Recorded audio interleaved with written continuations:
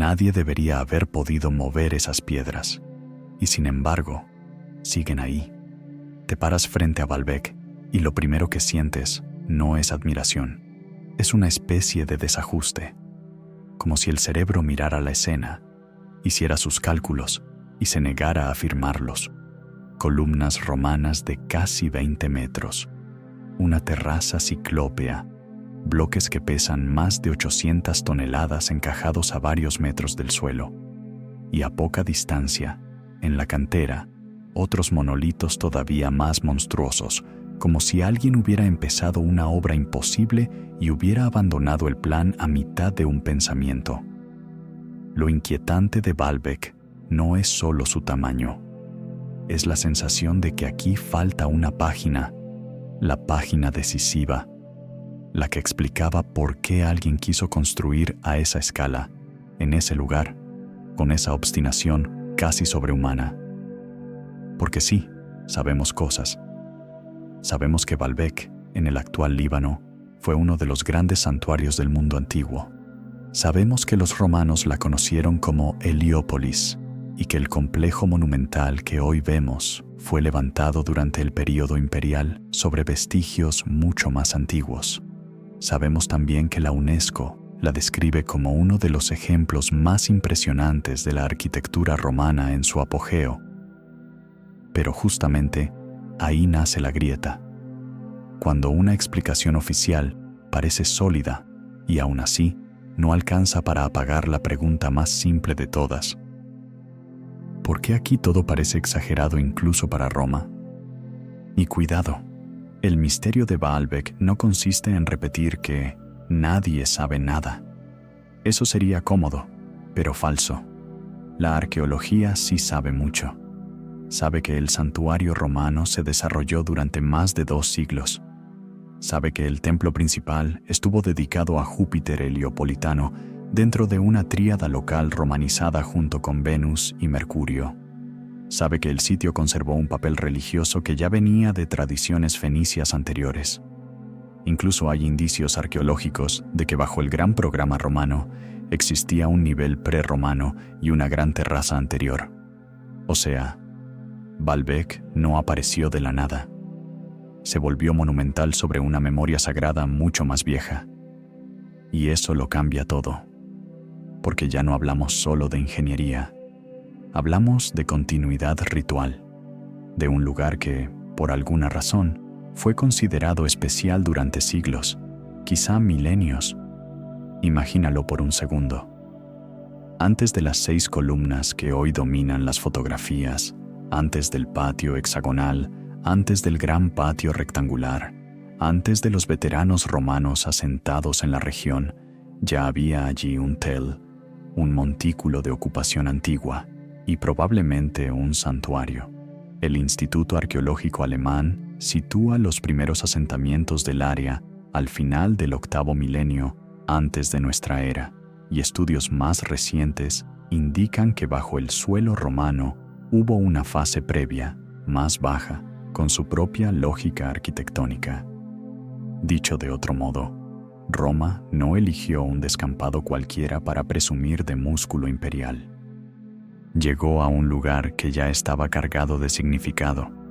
La pregunta entonces deja de ser ¿quién construyó Baalbek? Y pasa a ser otra, bastante más incómoda. ¿Qué había aquí antes de que Roma decidiera multiplicarlo? Y aquí aparece la primera gran trampa del relato.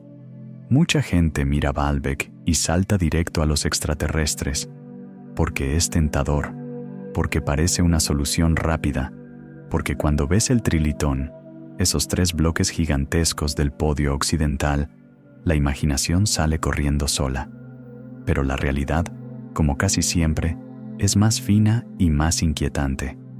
No necesitamos naves espaciales para admitir que Baalbek sigue planteando problemas reales de cronología, diseño y técnicas constructivas. Los propios estudios académicos reconocen cuestiones abiertas: la secuencia exacta de las fases, la relación entre los 2 podios y el sentido último de una monumentalidad tan extrema. El verdadero misterio no está en inventar marcianos. Está en aceptar que incluso dentro del marco romano hay piezas que aún no encajan del todo. Mira esos bloques otra vez. Los del Trilitón pesan más de 800 toneladas cada uno. La terraza completa se apoya en una masa de monolitos descomunales. En la cantera cercana quedó la llamada Piedra de la Mujer Embarazada, de alrededor de 1000 toneladas, y en excavaciones recientes apareció otro bloque todavía mayor, estimado en unas 1650 toneladas. El dato no es misterioso, está documentado. Lo misterioso es la intención. Porque una civilización no corta un monstruo de piedra de ese tamaño por capricho. Cada golpe exige tiempo, mano de obra, planificación, logística, alimento, herramientas, autoridad. Un bloque así es un presupuesto entero convertido en roca. Entonces, ¿por qué llegaron tan lejos? ¿Qué querían construir que justificara semejante exceso? La explicación más prudente dice que los romanos sí podían trabajar a una escala brutal cuando querían exhibir poder, dominar el paisaje y fabricar asombro político. Y tiene sentido. El imperio hablaba en piedra, hablaba con foros, acueductos, puentes, templos, calzadas. Hablaba para que el peregrino, el comerciante o el soldado supieran quién mandaba. Baalbek, vista así, sería una declaración imperial llevada al extremo.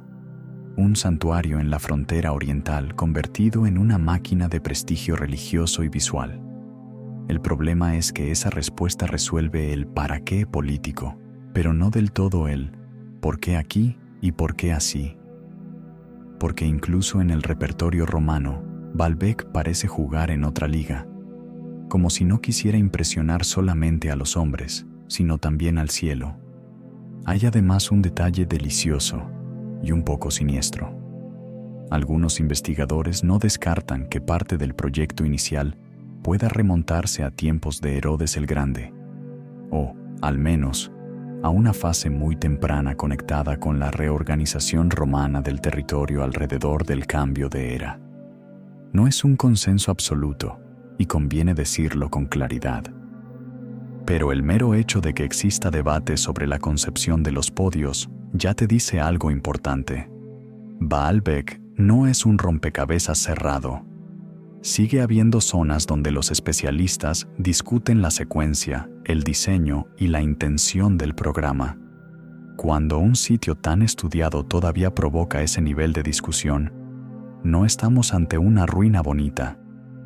Estamos ante una anomalía histórica. Y ahora viene la parte más extraña.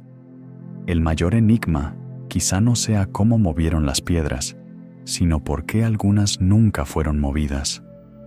La cantera está ahí, como una frase interrumpida. Los bloques sin terminar parecen testigos de un cambio brusco de decisión. En el caso de la Piedra de la Mujer Embarazada, se ha señalado la presencia de una grieta y defectos de la piedra como una razón probable para su abandono. En otras palabras, no es que los antiguos siempre lograran lo que planeaban. También se equivocaban, también evaluaban, también descartaban, y eso, lejos de restar misterio, lo vuelve más humano y más inquietante, porque si abandonaron un bloque por fallo material, ¿qué pasó con los otros? ¿Cuántos cálculos, pruebas y planes quedaron sepultados con esa obra incompleta? Piensa en la escena. Cientos de obreros, capataces, canteros, ingenieros, animales de tiro, rutas niveladas, tal vez rampas de tierra, sistemas de palancas, cuerdas, rodillos, órdenes gritadas en varias lenguas del imperio, polvo blanco suspendido en el aire como si la montaña estuviera siendo pelada viva. Y en medio de todo eso, una idea fija: elevar una plataforma sagrada para un dios sincrético, Júpiter Heliopolitano, heredero de cultos locales mucho más antiguos. No estaban levantando una simple fachada, estaban construyendo un centro cósmico, un lugar donde política, religión y paisaje quedaran anudados para siempre. A veces olvidamos que el mundo antiguo no separaba tan limpiamente lo sagrado de lo técnico. Para ellos, mover una piedra imposible también era mover el orden del universo a favor de una divinidad. Por eso Baalbek ha atraído tantas teorías extremas. Unos hablan de una civilización antediluviana, otros de gigantes, otros de visitantes de otro mundo. Y aquí conviene respirar hondo. No hay evidencia arqueológica aceptada que obligue a recurrir a gigantes ni a extraterrestres para explicar el sitio. Lo que sí existe es algo más sobrio y más poderoso. Un conjunto de hechos que demuestran que Baalbek fue construido sobre una tradición previa, ampliado con una escala rarísima y nunca del todo comprendido en su totalidad. A veces confundimos no tener respuesta final con cualquier respuesta vale. No, la incertidumbre no autoriza la fantasía, pero tampoco obliga a fingir que el enigma ya está resuelto. Y es justo ahí donde Baalbek se vuelve peligroso para la imaginación seria, porque nos coloca en una zona incómoda entre la evidencia y el vacío. Sabemos que Heliópolis atrajo peregrinos en masa, Sabemos que su tríada divina era esencialmente fenicia, aunque romanizada. Sabemos que el santuario fue uno de los más célebres de la antigüedad. Sabemos que después, con el cristianismo y luego bajo dominio islámico, el sitio no desapareció sin más. Se transformó, fue reutilizado, fortificado, reescrito. Es decir, Baalbek nunca dejó de importar, ni siquiera cuando cambió de religión. Eso también es una pista. Los lugares verdaderamente excepcionales suelen sobrevivir a los dioses que los fundaron. El complejo, además, no es solo el gran templo. Está el templo hoy llamado de Baco, extraordinariamente conservado. Está el templo circular conocido como de Venus. Están las huellas de murallas, reutilizaciones, fortificaciones medievales. Baalbek no es una foto fija, es una superposición de edades. Cada época le arrancó algo y le añadió otra cosa. Paganos, cristianos, musulmanes, viajeros europeos, excavadores alemanes, autoridades libanesas modernas. Todos dejaron mano. Y sin embargo, por debajo de todas esas capas, sigue latiendo la misma impresión. Aquí alguien quiso domesticar lo colosal, no decorar, no construir bien, domesticar lo colosal. También están los golpes del tiempo, que a veces parecen una conspiración del paisaje. Terremotos, expolio, reutilización de materiales, guerras. Gran parte del asentamiento antiguo fue dañada por sismos, y buena parte de lo que falta no se perdió en una noche mágica, sino en siglos de sacudidas, desmontajes y reaprovechamientos. Ese dato importa, porque Baalbek no nos desconcierta por estar intacta, sino por desconcertarnos incluso mutilada. Imagínala completa. Imagina el patio lleno, las columnas graníticas traídas desde Asuán, las procesiones, el humo sacrificial, los peregrinos subiendo hacia un santuario que ya de lejos parecía una escenografía para dioses demasiado grandes. Si ahora impresiona rota, ¿qué habría hecho en su versión viva? Y aquí aparece otra idea, menos popular pero quizá más fértil. Tal vez el complejo misterioso de Baalbek no oculte una tecnología perdida, sino una psicología perdida. Nuestra dificultad no sería entender el peso de las piedras, sino la mente que decidió que ese peso era necesario. Nosotros preguntamos, ¿cómo lo hicieron? Ellos tal vez habrían respondido, ¿cómo no íbamos a hacerlo? Cuando una comunidad cree que un lugar conecta tierra y cielo, la escala deja de ser un lujo y se vuelve obligación. Lo enorme no es un capricho estético, es una forma de obediencia, una liturgia mineral, la piedra como teología. Y en ese punto, de pronto, Baalbek ya no parece una rareza arqueológica aislada, sino un espejo muy viejo de algo profundamente humano, la necesidad de volver visible lo invisible. Pero no nos precipitemos, porque todavía no hemos llegado a la pieza que hace de Baalbek algo más que un templo gigantesco, la pieza que convierte el sitio en un problema. Bajo el gran programa romano hay indicios de una terraza anterior, de un nivel prerromano, de una historia sagrada más antigua que la fachada imperial.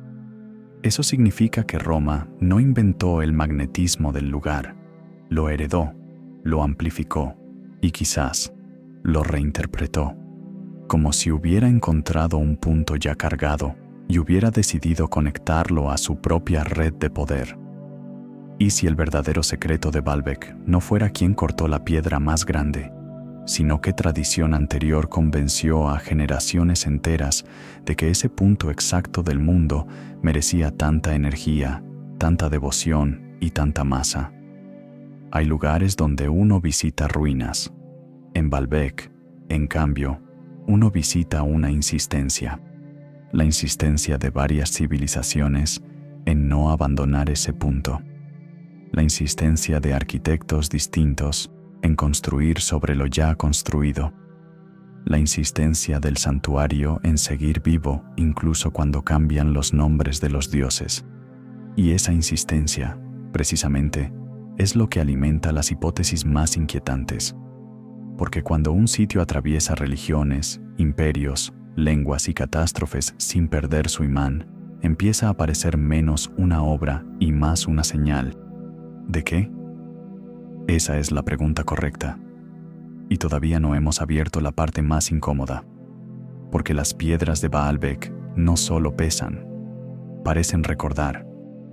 Y cuando empecemos a seguir esa memoria, la fenicia, la heliopolitana, la romana y la que quizás es anterior a todas, la historia dejará de ser un problema de ingeniería y empezará a oler a otra cosa, a culto, a astronomía, tal vez a orientación sagrada, tal vez a un conocimiento del paisaje que hoy apenas intuimos.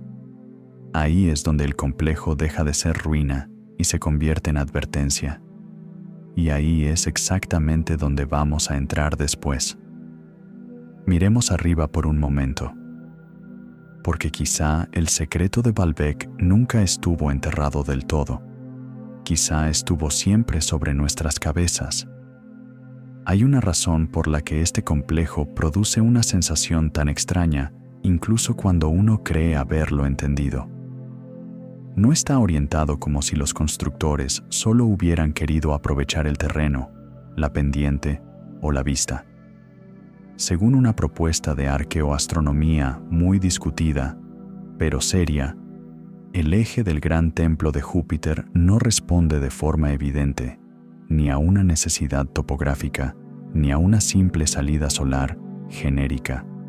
La hipótesis sugiere algo más delicado, que la orientación del santuario pudo tener relación con las Pléyades, ese pequeño grupo de estrellas que en muchas culturas del Mediterráneo antiguo estuvo asociado a los ciclos agrícolas, al calendario y al retorno de la fertilidad.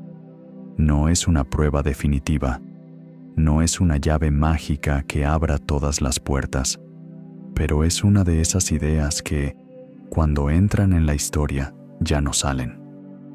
Porque si Baalbek fue pensado para dialogar con el cielo, entonces sus piedras no fueron colocadas solo para sostener peso. Fueron colocadas para sostener un momento, un instante del año, una aparición en el horizonte, un encuentro entre la tierra cultivada y el firmamento. Y eso encaja de una forma casi incómoda con la figura del propio Júpiter heliopolitano. No era simplemente el Júpiter de Roma copiado y pegado en Oriente como quien cambia una etiqueta.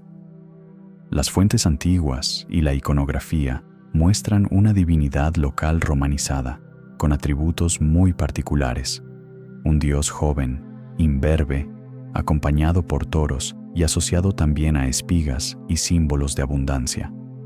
Es decir, no estamos ante un dios del trueno en una versión burocrática del imperio, sino ante una deidad híbrida, poderosa, cargada de resonancias locales, donde el cielo, la lluvia la fecundidad y la prosperidad agrícola parecen mezclarse en un mismo cuerpo simbólico. Y de pronto, la idea de las Pléyades deja de parecer un delirio romántico y se convierte, al menos, en una posibilidad con sentido. Porque en el mundo antiguo, el cielo no era decoración, era calendario, presagio, poder y supervivencia. Si las cosechas dependían del orden celeste, un santuario que quisiera representar el centro del mundo debía hablar ese idioma. Y Baalbek, precisamente, parece gritarlo en piedra. Ahora bien, aquí es donde el relato se vuelve más fino. Que exista una posible alineación astronómica no significa que todo el complejo naciera de una única idea perfecta, ejecutada sin dudas y sin cambios. De hecho, los estudios arquitectónicos más interesantes dicen casi lo contrario. Bajo el gran despliegue romano aparecen huellas de una historia previa, irregular, incompleta, casi incómoda para la monumentalidad posterior. Se ha documentado un nivel prerromano más bajo el gran patio oriental, así como una terraza anterior con forma distinta, una escalinata más antigua y muros de cimentación que no pertenecen a la fase imperial clásica. Incluso se ha propuesto que aquella primera gran terraza pudo haberse quedado sin terminar o haber sido destruida antes de que el proyecto posterior la absorbiera. Detente un segundo ahí, porque esto es esencial. Roma no llegó a crear desde cero una fantasía titánica, sino a apropiarse de un problema sagrado ya existente.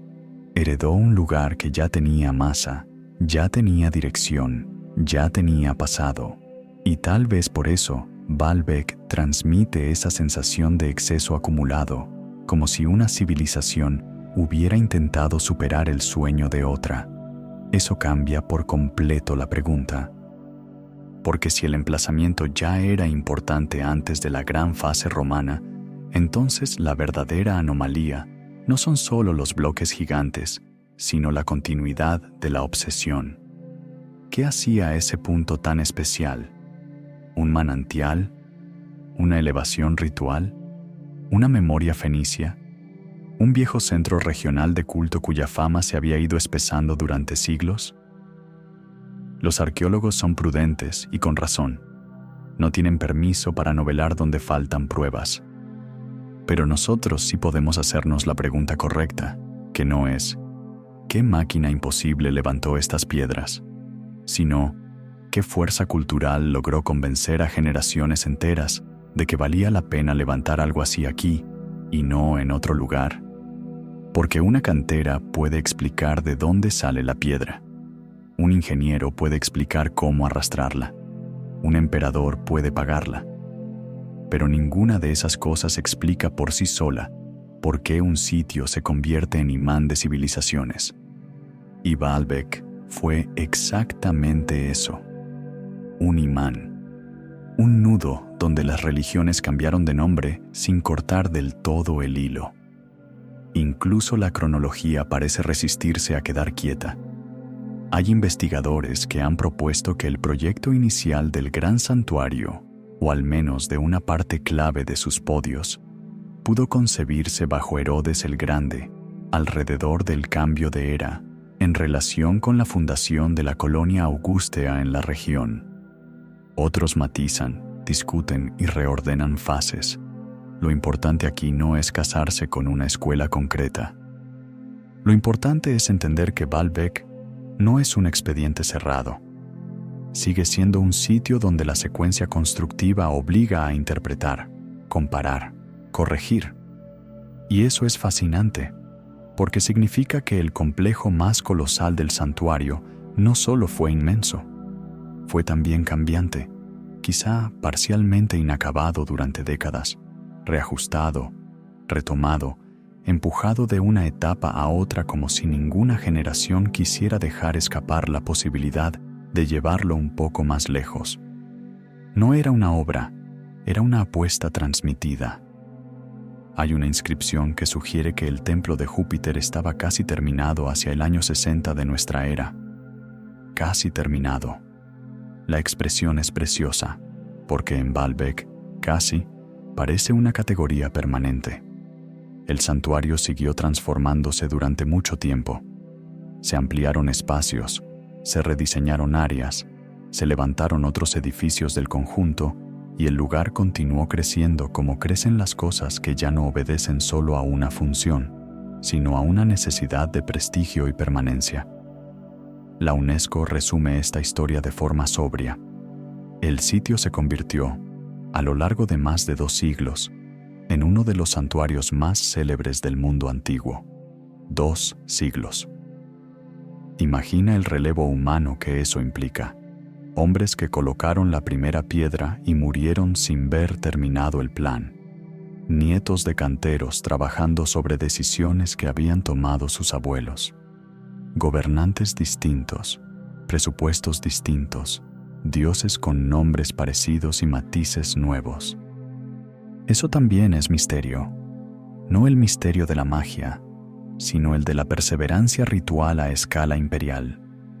Y luego está la cantera, esa herida abierta en la lógica del sitio, porque Baalbek no solo impresiona por lo que fue construido, sino por lo que quedó a medio salir de la montaña.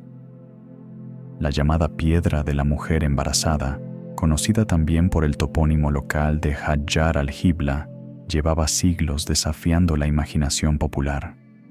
Pero las investigaciones del proyecto arqueológico germano-libanés detectaron en 2014 otro megalito todavía mayor, de unas dimensiones y un peso estimado realmente absurdos para la intuición moderna. Alrededor de 1.650 toneladas. Y aquí viene un detalle que me parece casi cinematográfico. No estamos viendo un bloque místico caído del cielo, sino una pieza a medio desprender, a medio separar, a medio destino, una intención inmensa congelada en el instante anterior al movimiento. Como si el complejo nos permitiera ver no solo su resultado final, sino el pensamiento bruto que lo precedió. Durante siglos, esa visión fue gasolina pura para la leyenda. Y no es difícil entender por qué. Cuando el registro documental no alcanza, las historias entran a ocupar el hueco. Algunos cronistas y tradiciones populares atribuyeron Baalbek a gigantes. Otros hablaron de Nimrod, de genios, de demonios o de Salomón y sus servidores sobrenaturales. En relatos islámicos y medievales, el sitio llegó a confundirse con un palacio de Salomón levantado por los jinn. Para el oído moderno, eso suena a folclore pintoresco, pero no subestimes lo que revela. Esas leyendas no son pruebas históricas, claro que no, son otra cosa. El reconocimiento colectivo de que el lugar parecía exceder la escala normal del ser humano. Cuando una comunidad hereda una ruina que no puede explicar, la dota de autores proporcionales a su asombro. Gigantes para piedras gigantes, reyes legendarios para arquitectura legendaria, espíritus para trabajos que parecen imposibles. El mito, en ese sentido, no dice quién construyó Baalbek, dice cómo se sintieron los que llegaron después al verlo, y quizá por eso me interesa tanto separar la maravilla de la fantasía barata. Porque Baalbek no necesita trucos, no necesita que le prestemos platillos voladores para imponerse. Lo verdaderamente perturbador es que, aún dentro de explicaciones humanas, políticas y técnicas, sigue habiendo algo en el complejo que no se deja domesticar del todo.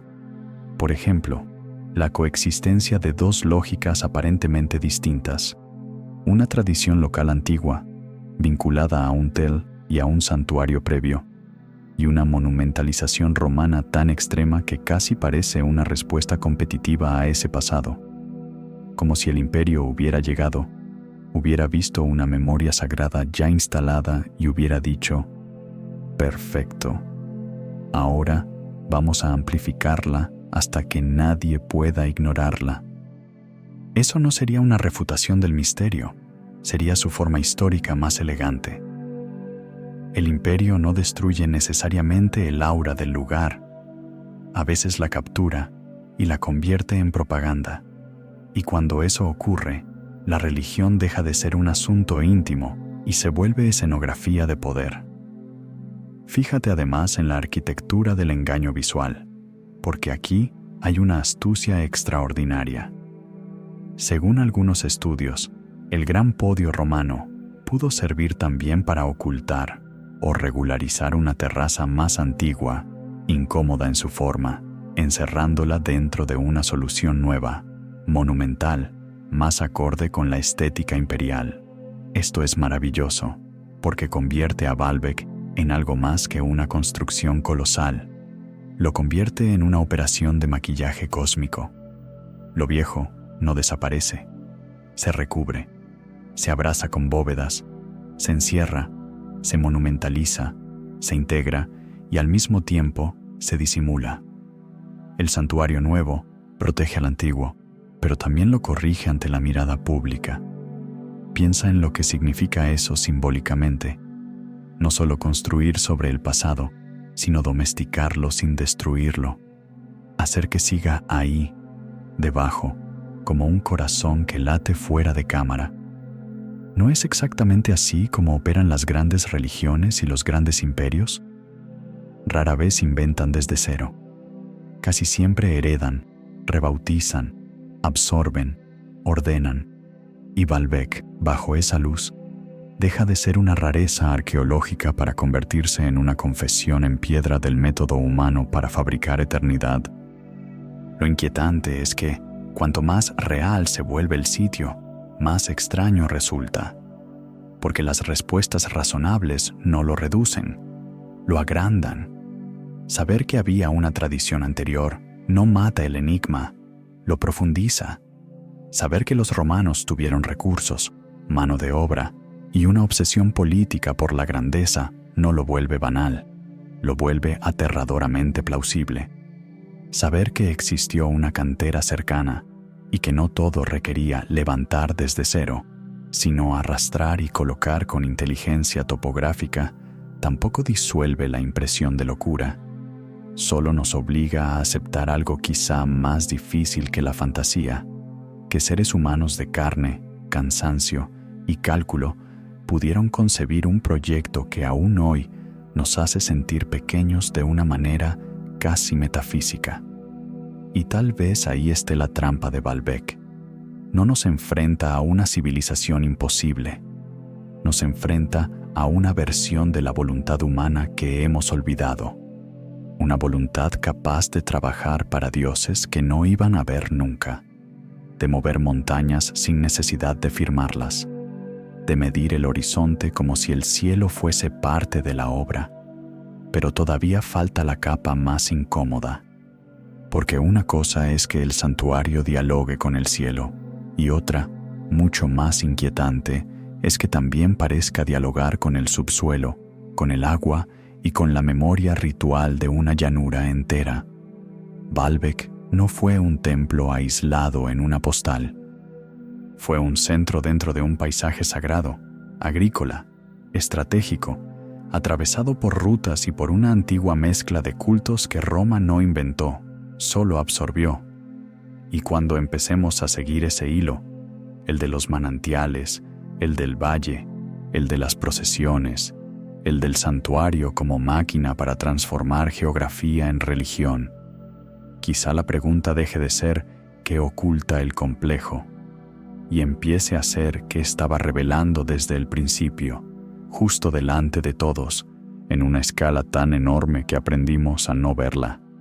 No era un templo aislado, era una máquina para convertir paisaje en fe. Eso es lo que cuesta ver cuando miramos Baalbek solo como una colección de ruinas espectaculares. El complejo se alza al pie de la ladera suroeste del Antilíbano, junto a la llanura fértil de la Bekaa, en un punto donde la montaña, el valle y las rutas antiguas se tocan. La propia UNESCO insiste en esa relación entre santuario y entorno. No se trata solo de muros y columnas, sino de un conjunto inserto en un espacio agrícola y estratégico, un lugar que durante la época romana atrajo multitudes de peregrinos y se convirtió en uno de los santuarios más célebres del mundo antiguo. Dicho de otro modo, Baalbek no dominaba únicamente una terraza, dominaba una geografía emocional. La gente no viajaba hasta allí solo para ver piedra tallada. Iba a colocarse dentro de un orden sagrado que ya estaba escrito en el paisaje. Y eso explica por qué la monumentalidad aquí parece tener un nervio distinto. En otras ciudades romanas, el templo puede ser el centro cívico, un emblema de poder, una declaración administrativa que también impresiona. En Baalbek, en cambio, todo sugiere algo más antiguo y más visceral, un intento de fijar en piedra la fertilidad de una región entera. Británica recuerda que el culto local vinculaba a Adad con Júpiter, a Atargatis con Venus y a un joven dios probablemente vegetal con Mercurio. No estamos hablando de una teología abstracta, estamos hablando de lluvia, cosecha, fecundidad, renovación, de toros, de espigas, de ciclos.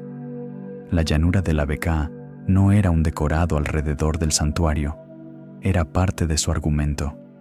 Y si el complejo dialogaba simbólicamente con los ritmos agrícolas, entonces su tamaño deja de ser solo propaganda imperial y se vuelve también una especie de contrato con la abundancia, como si el templo dijera: mientras esto se mantenga en pie, el orden del valle sigue siendo legible.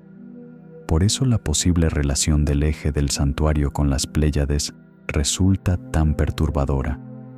No porque demuestre un secreto esotérico, sino porque encaja demasiado bien con un dios que lleva espigas, con toros que caminan a su lado y con un valle que depende del calendario del cielo. El estudio de Giulio Magli no presenta esa idea como dogma, sino como hipótesis argumentada. La orientación no parece obedecer de manera obvia a una necesidad topográfica ni a una fecha solar particularmente significativa, y por eso plantea la posibilidad de una alineación estelar con las Pléyades, asociadas desde antiguo al tiempo de la cosecha. Lo importante aquí no es decidir que ya está resuelto.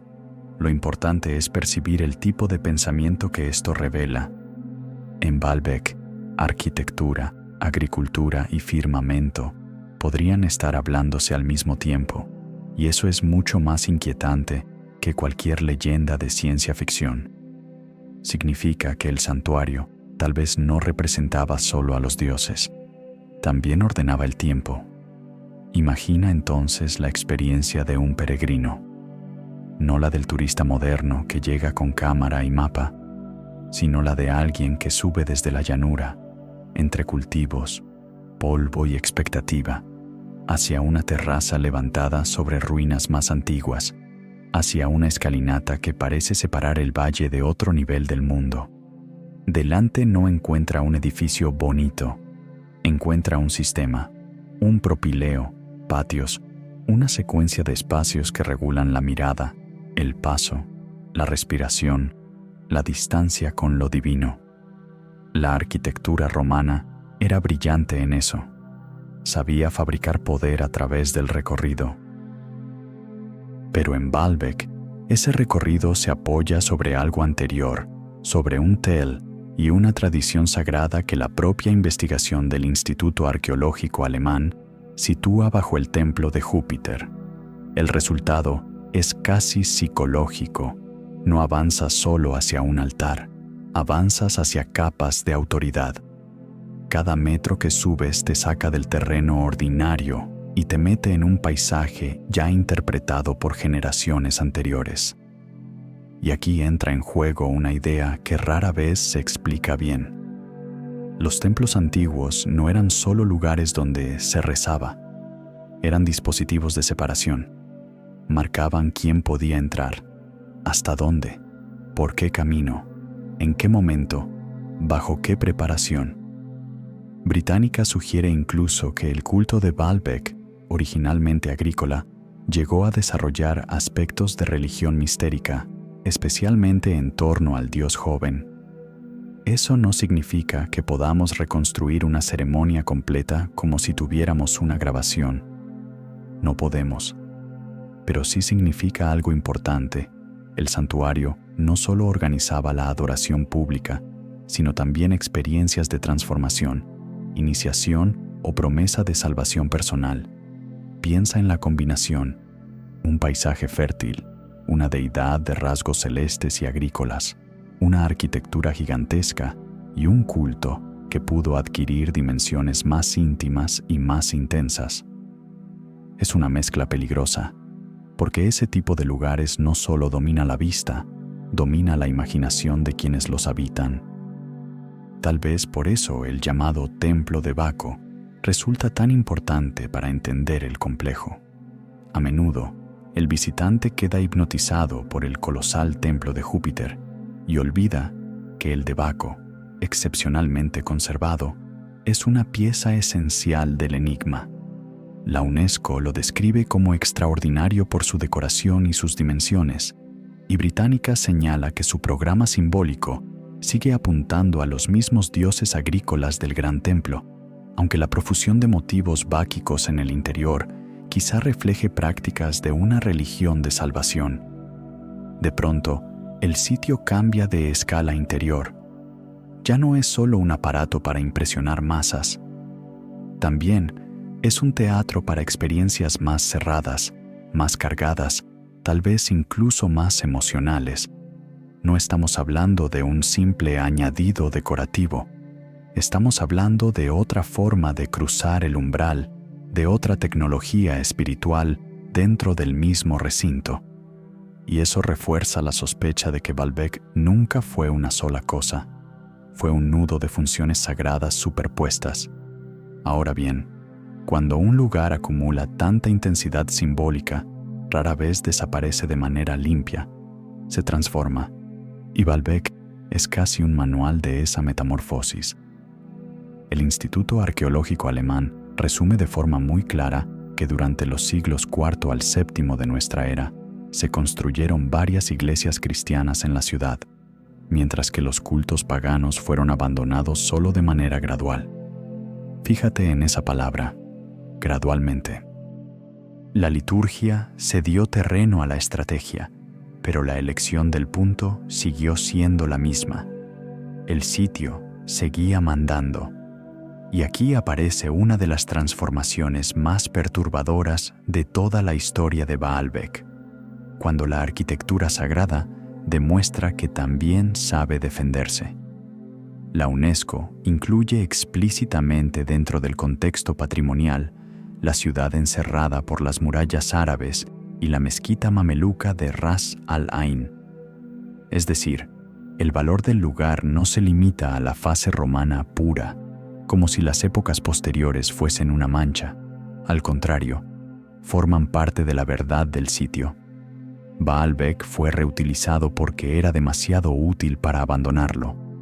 Sus plataformas, sus subestructuras, sus volúmenes y su posición ofrecían ventajas que ningún gobernante sensato despreciaría. Y eso nos obliga a mirar el complejo con otros ojos, no como una reliquia congelada, sino como un organismo histórico que fue mutando según las necesidades de cada época. Primero santuario, luego paisaje cristianizado, luego fortaleza islámica, luego ruina admirada, luego patrimonio nacional, luego símbolo vulnerable entre conflictos modernos. Cada fase añadió una capa, ninguna borró por completo la anterior. Los terremotos hicieron el resto. Británica es directa.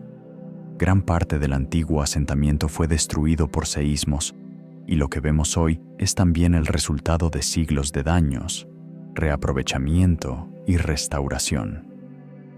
Esto importa mucho porque elimina una ilusión romántica. Baalbek no llegó hasta nosotros como un escenario inmóvil, milagrosamente preservado. Llegó herido, y aún herido, sigue imponiendo una sensación de exceso. Eso es quizá lo más extraordinario del lugar. La ruina no redujo su escala simbólica, casi la concentró. Las columnas supervivientes, las terrazas, el templo de Baco mejor conservado, los túneles, las fortificaciones, todo eso compone una anatomía incompleta que, sin embargo, sigue proyectando la forma del monstruo entero. A veces, una ruina impresiona porque nos obliga a imaginar lo que falta. En Baalbek, lo que falta pesa casi tanto como lo que quedó, y esa ausencia se ha convertido en parte de su poder. Después vinieron los ojos europeos. En el siglo XVI, a nota británica, el lugar empezó a atraer atención renovada, y entre 1898 y 1903, una expedición alemana excavó los dos grandes templos y comenzó la reconstrucción de las ruinas. Luego llegaron trabajos de limpieza y reparación durante el mandato francés y más tarde bajo el gobierno libanés. Esta etapa es esencial porque aquí nace otra capa del misterio, la del Baalbek moderno, fotografiado, estudiado, medido, convertido en icono arqueológico y al mismo tiempo en imán para teorías extravagantes. Cuanto más visible se volvió el sitio a través de planos, grabados, fotografías y libros, más gente quiso poseerlo con una explicación absoluta. Unos desde la ciencia, otros desde el nacionalismo, otros desde el esoterismo, como si el complejo no admitiera ser simplemente complejo. Todos querían un veredicto total, y Baalbek, con una crueldad casi elegante, nunca se lo concedió a nadie del todo. Eso ayuda a entender por qué las leyendas no murieron con la arqueología, sino que mutaron. Antes se hablaba de gigantes, de Salomón, de Jin y de constructores sobrehumanos porque el asombro necesitaba autores a la altura del asombro. Después, en la edad contemporánea, llegaron otras versiones del mismo impulso. Civilizaciones perdidas, tecnología olvidada, visitantes de otros mundos, mapas secretos del cosmos. Cambiaron los disfraces, pero la necesidad psicológica siguió intacta. A un lugar así, queremos arrancarle una explicación que sea tan grande como su efecto sobre nosotros. Y quizá ahí resida una lección incómoda. Tal vez Baalbek no produce tantas fantasías porque carezca de historia, sino porque tiene demasiadas capas, demasiada continuidad, demasiada mezcla de religión local, apropiación imperial, reinterpretación cristiana, militarización islámica, redescubrimiento moderno y destrucción parcial por la naturaleza y la guerra. La mente ama lo simple. Baalbek se niega a ser simple.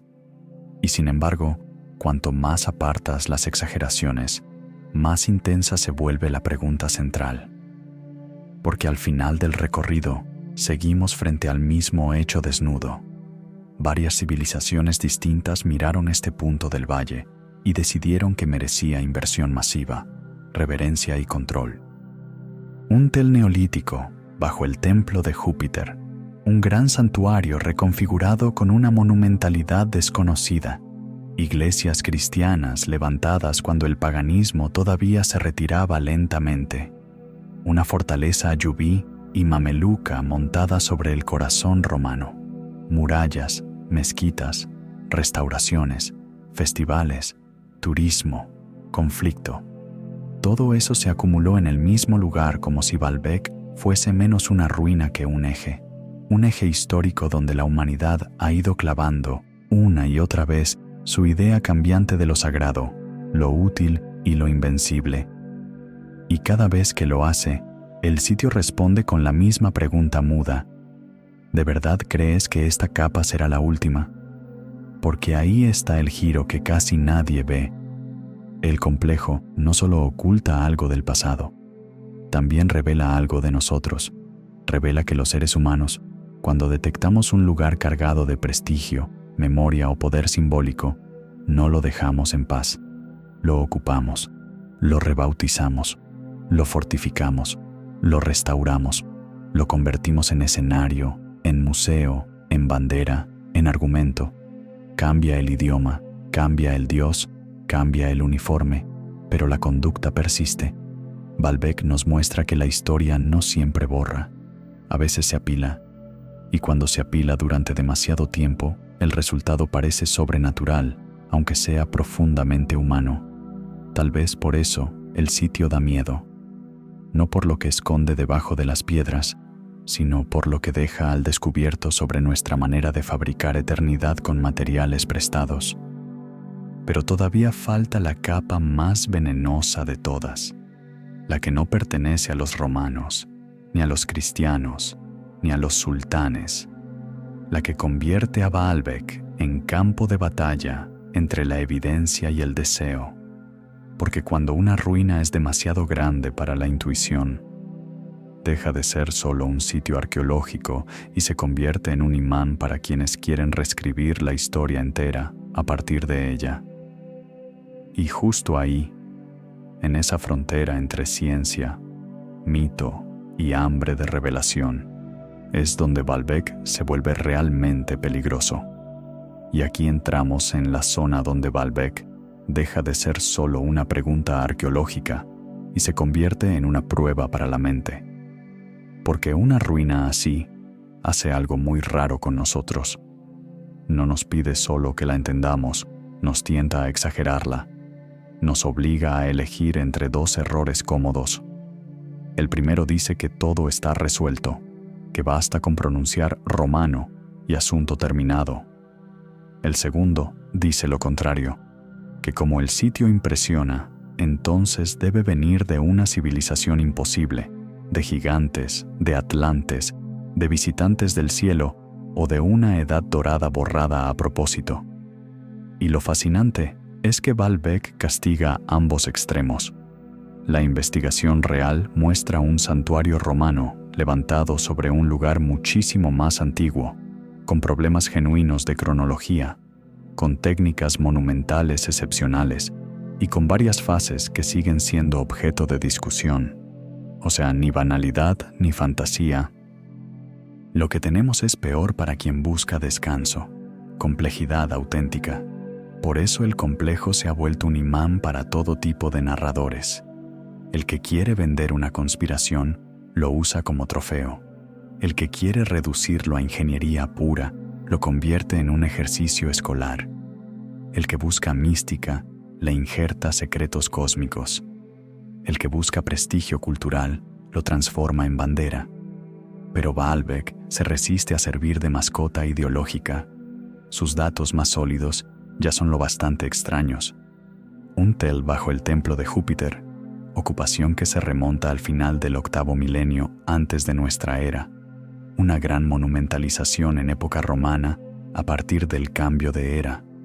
Una tríada heliopolitana que mezcla tradiciones locales y formas grecorromanas, y una cantera con bloques descomunales, uno de ellos de alrededor de 1.650 toneladas detectado en excavaciones modernas. No hace falta añadir humo verde a eso. El sitio ya viene con su propio relámpago, y sin embargo, las teorías extremas no nacen por casualidad. Nacen porque Baalbek humilla la intuición. Una persona puede aceptar que Roma construyó anfiteatros, acueductos y puentes, pero cuando oye hablar de 24 monolitos en una plaza elevada, de bloques de más de 800 toneladas en el podio y de columnas cercanas a los 20 metros en el templo de Júpiter, la cabeza protesta. Es demasiado peso, demasiada ambición, demasiada piedra reunida en un solo gesto. Ahí es cuando la imaginación moderna, que vive rodeada de máquinas y aún así se siente pequeña ante una roca antigua, empieza a negociar consigo misma. Tal vez ellos sabían algo perdido. Tal vez no eran del todo humanos. Tal vez hubo una tecnología borrada. El sitio, en ese sentido, no produce pseudohistoria por accidente. La provoca porque toca una fibra muy humana, la sospecha de que nuestros antepasados, a veces, fueron más radicales de lo que estamos dispuestos a admitir. Pero aquí hay que ser honestos. No existe evidencia arqueológica aceptada que obligue a salir del marco humano para explicar Baalbek. Las investigaciones modernas apuntan a una combinación de cantera cercana, planificación topográfica, extracción por zanjas, modelado cuidadoso de los bloques y un proyecto de monumentalización prolongado durante generaciones. Incluso, el famoso megalito abandonado en la cantera ofrece una lección menos mágica y más reveladora. Parte del trabajo pudo detenerse por defectos naturales de la piedra. Es decir, los constructores no eran magos infalibles. Eran especialistas que evaluaban, corregían y a veces renunciaban. Esa humanidad del error vuelve el sitio aún más impresionante, porque significa que la grandeza no nació de un secreto sobrenatural, sino de una voluntad organizada que aceptaba riesgos gigantescos y convivía con el fracaso. Y eso da más vértigo que cualquier nave espacial. De hecho, quizá el verdadero motivo por el que Baalbek desata tanta fantasía sea otro. Tal vez no soportamos que la explicación real combine religión, política, astronomía posible, logística brutal y tiempo acumulado. Preferimos un solo culpable, una sola llave, un solo gran giro de guión. Pero el complejo no funciona así. La propia propuesta de orientación hacia las Pléyades, por ejemplo, no resuelve el sitio. Solo sugiere que el santuario pudo hablar también con el cielo agrícola del valle. La hipótesis herodiana sobre una concepción temprana de los podios tampoco lo cierra todo. Solo indica que el proyecto pudo ser más coherente y más antiguo de lo que se creyó durante mucho tiempo. Y las fases posteriores, cristianas, islámicas, militares, no borran ese núcleo, sino que lo envuelven.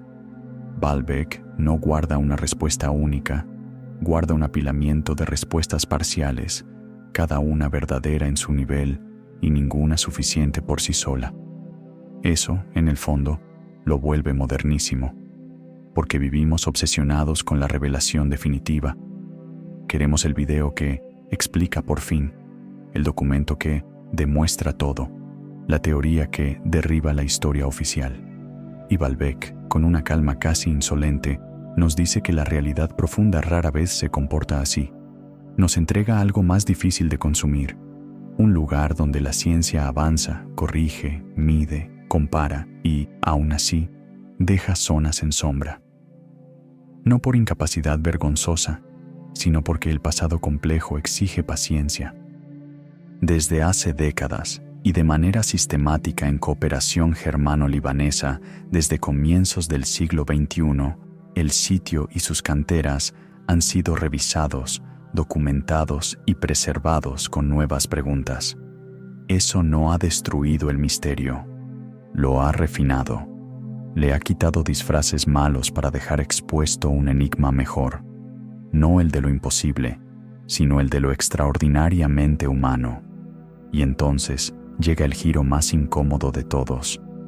Tal vez Baalbek no oculte una tecnología perdida, tal vez oculte una escala perdida de intención. Nosotros sabemos hacer cosas inmensas, de hecho, las hacemos constantemente. Presas, rascacielos, puertos, túneles, ciudades enteras, pero casi nunca las hacemos para mirar el cielo, ordenar un calendario sagrado o convencer a una comunidad de que vive sobre un punto privilegiado entre tierra y cosmos. En Baalbek, en cambio, todo sugiere justamente eso, una obra donde la utilidad material no estaba separada del símbolo, donde la masa de la piedra era también masa teológica. El santuario decía poder, sí, pero también decía fertilidad, tiempo, protección, continuidad, presencia divina. Era un argumento completo sobre cómo debía sentirse el mundo. Quizá por eso nos desconcierta tanto, no porque ignoremos mover piedras, sino porque hemos olvidado para qué fines una civilización podía decidir moverlas así. Esa lectura ayuda a entender su vida posterior. Y hay algo profundamente irónico en eso. Un lugar diseñado para desafiar al tiempo depende hoy, como tantos otros, de decisiones humanas muy frágiles, presupuestos, contextos políticos, restauraciones discretas y trabajo paciente que casi nunca sale en los videos espectaculares. La eternidad, al final, siempre acaba necesitando mantenimiento. Entonces, ¿qué oculta realmente el misterioso complejo de Baalbek? A esta altura, quizá la respuesta correcta sea incómodamente simple. Oculta que el ser humano es capaz de convertir una intuición religiosa en geografía, una geografía en arquitectura y una arquitectura en memoria que atraviesa milenios. Oculta cuánto puede durar un lugar cuando varias civilizaciones deciden no soltarlo. Oculta que el misterio no siempre nace de la ausencia de datos, sino del exceso de significado. Y oculta, sobre todo, algo que no nos gusta admitir: que hay ruinas que no se dejan reducir a una explicación porque nunca fueron una sola cosa. Baalbek fue santuario agrícola, teatro del poder imperial, punto de orientación sagrada, ciudad transformada, fortaleza, ruina admirada, patrimonio vulnerable y espejo de nuestras obsesiones modernas. Cuando alguien te ofrezca una sola frase para cerrarlo, sospecha. Baalbek no fue construido para caber en una sola frase. Y quizá ese sea el final más honesto. No salir de aquí diciendo, ya entendí todo, sino salir con una pregunta mejor. No, ¿quién movió esas piedras? Sino, ¿qué clase de civilización siente la necesidad de hablar con los dioses a ese volumen? No, ¿hubo una tecnología secreta? Sino, ¿qué perdimos nosotros para que un lugar así nos parezca más imposible de lo que quizá realmente fue? A veces el pasado no está ahí para tranquilizarnos.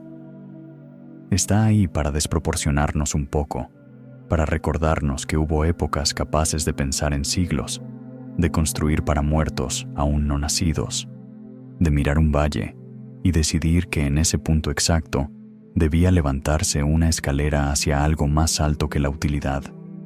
Y cuando una ruina logra eso, ya no importa si está rota, sigue funcionando. Si llegaste hasta aquí, gracias por quedarte en este viaje hasta el corazón de Baalbek. Ojalá la próxima vez que veas esas columnas, no pienses solo en piedras enormes, sino en una idea enorme, intentando durar más que quienes la soñaron. Cuídate mucho, gracias por mirar, y nos vemos en el próximo video.